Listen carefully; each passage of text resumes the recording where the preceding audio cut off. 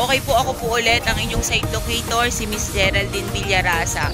Andito pa rin po ako sa Tagkawayan, Quezon. Meron po ulit akong iba-vlog na property na may laki po siya na 3 hectare. Then mula po dyan sa natututukan na yan ng aking camera, yan po yung Barangay Road. Then mula po dun sa National Highway hanggang dito po sa aking kinatatayuan ito. Nasa 8 kilometers po ang layo niya hanggang dito na po sa property. Okay po, yun naman pong property ay meron pa po siyang right of way na 150 meters. Pero po ang kagandahan po kasi nito, ayan po ang gagawing right of way. Sukat na po ito dahil nung nakaraan po ay may nag-interest na po na buyer, then pinasukat na nga po yung right of way nito. Ayan po. Kaya po alam na po nila kung saan po tatama yung kalsada dito. Then ang layo naman po nitong kalsada na to hanggang dun sa 3 hectare na aking ibablog ngayon is 150 meters po siya. Ayan po. Okay po, yan pong natututukan na yun ng aking camera. Yan po yung gagawing right of way.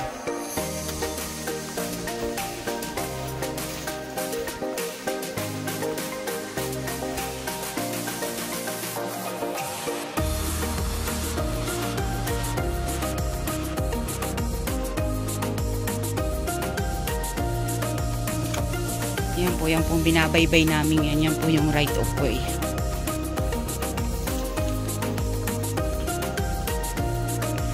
Wala namang pong problema sa right of way kasi yung pong nagbebenta po ng 3 hectare, siya rin po ang may-ari ng right of way na to.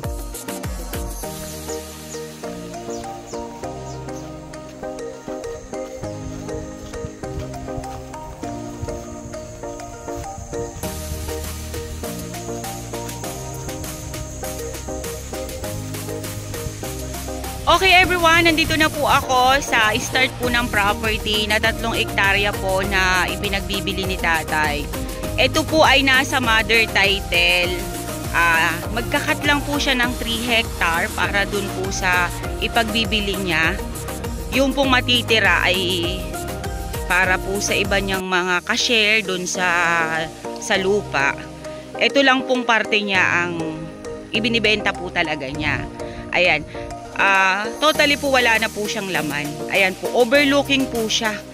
Ganda po nitong paglagyan na ng baka. I-develop po siya kung ano pong ipatanim. Marami pong pwede ditong itanim sa property na to.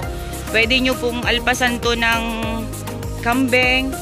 Kasi dito po sa area, yung pong may-ari ng property ay meron po siyang bakahan. Nandun sa bungad po kanina, nung pasok namin, nandun po lahat ang kanyang mga baka nakatali.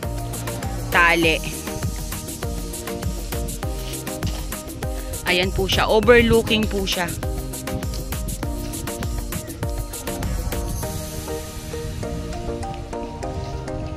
Bakahan lang po talaga ang maganda dito. Ayan. Then sa gusto naman pong i-develop ang property na to, ibig ko pong sabihin, yung gusto pong magpatanim, kung ano pong pwedeng ipatanim ninyo, kung anong gusto po ninyong itanim, ay pwede naman po. Napakaganda po nung area.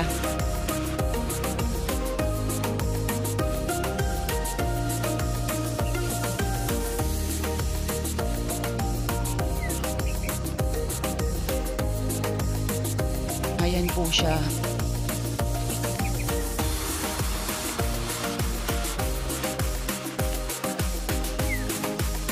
Ayan po, oh, nakikita nyo po sa screen, may baka na po. Kay tatay po yung baka.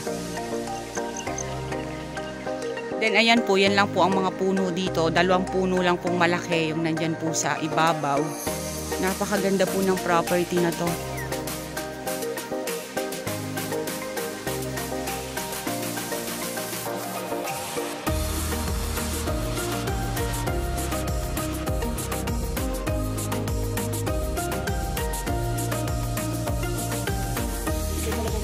Okay everyone, kuya pahawak ako. Okay everyone, yan pong natututukan na yan ng screen nyo, ng video ko. Yan po ay kasama pa po sa property. Yan po ay may 8 pitak na tubigan, sabi ni tatay, sabi po ni seller. Ayan po, napakaganda po ng property. Dito po ito sa Tagkawayan, Quezon. Overlooking po siya. Napakaganda po nitong lagyan na ng baka at kambing.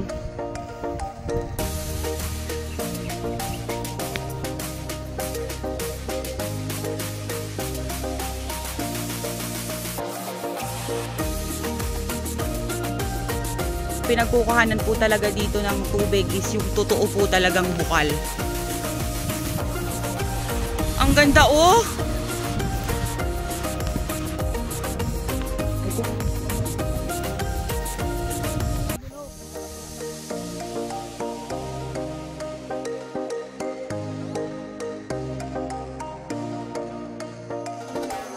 Okay po, ito pong pulo daw na ito po itong natututukan ng camera at tinuturo ng daliri ko. Kasama pa po siya doon sa 3 hectare na ibinibenta ni tatay. At saka yung pong tubigan na yan, yung pong palayan na yan na 8 pitak. Opo. Yan po ba tatay nakabakod na yan na ganyan? Yan po ang pagitan. Okay po, yan pong natututukan na yan po ng aking camera. Yan na po ang bakod sa kabilang property at saka dito sa binibenta ni tatay na property.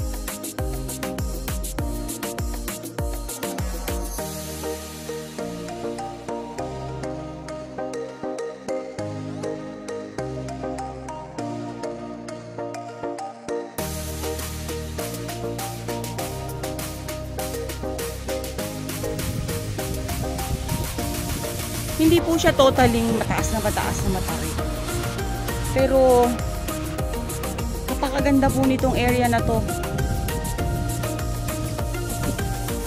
Semi-slope po siya.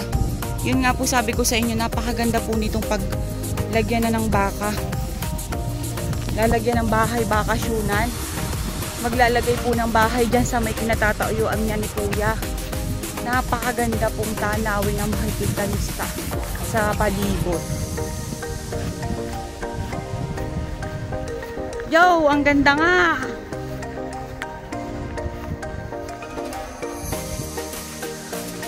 Ayan po siya oh.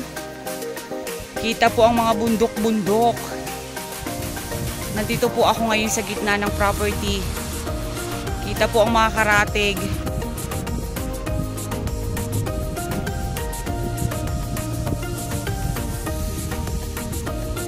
Basta yung pong kinikwento ko sa inyo, nasa titulo po niya is 20 hectare. Then ikakat lang po itong 3 hectare na ibinibenta ni tatay. Ayan po. Napakaganda po ng property.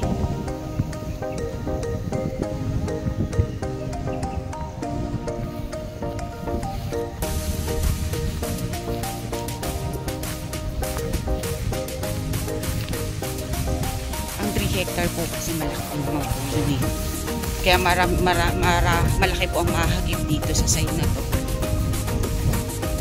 Pati po yung kinaanuhan nila tatay, kinatatayuan nila tatay, kasama pa rin po yan. Napakaganda dito sa taas. Nakaka-relax po ng isipan. Pag nakikita nyo po yung mga kabundukan na yan, yung mga nyug na yan na nakapalibot, makikita nyo po yung green na nakabundukan. Nakaka-relax po siya ng isip. Pipiliin nyo pong manirahan dito sa lugar na to kasi malayo po sa stress, malayo po sa ingay. Ang dami ng amorsiko ng paa ko. Nangangati na.